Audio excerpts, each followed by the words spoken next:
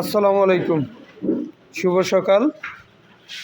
সারাদিন যেন ভালো দিনটা কাটে, আর ভালো মানুষের লোকে যে আমার লোকে দেখা হয়, ঠিক আছে, ভালো মানুষের লোকে যে চলাফেরা করতে পারি। আর দুঃখের বিষয়, সকালবেলা একটা কথা না বললই না। আমি কালকে রাত্রে আমার দোকানে হয়তো 1 প্লেট খিচুড়ি খাইছেন, না হয়তো 1 প্লেট ঝালমুড়ি খেয়েছেন, নাহলে ফুচকা খাইছেন, নাহলে হালিম খেয়েছেন।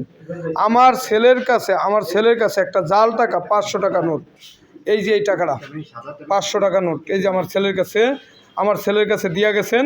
এই টাকাটা দিয়া আমাকে ঠকাইছেন, কিন্তু আমি ঠকি নাই, ঠকছেন আমনে।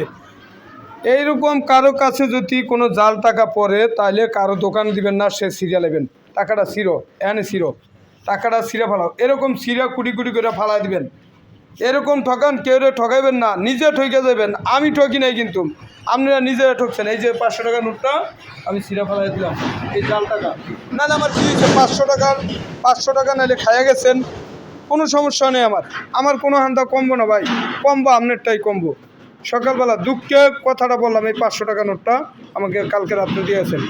আর আমি যদি টাকা চেক করি, তাইলেই বলে যে এইটা দিম, নাহলে আরেকটা দিমু, এটা দিমু আরেকটা দিমু। এরকম কথা বলেন কেন ভাই? মনে কষ্ট লাগে ভাই। এই যে জাল টাকাটা 500 টাকায় কয় টাকা রুজি করছি?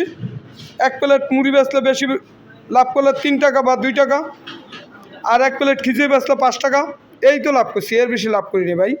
তা ঠিক আছে, সবাই ভালো থাকবেন। মনের দুঃখের তনে কথাটা বললাম, তা কেউ রাখবেন না, ভুল হইলে বেদবি মাফ করবেন। আর সবাই চলে আসবেন আলম ভাইয়ের দোকানে।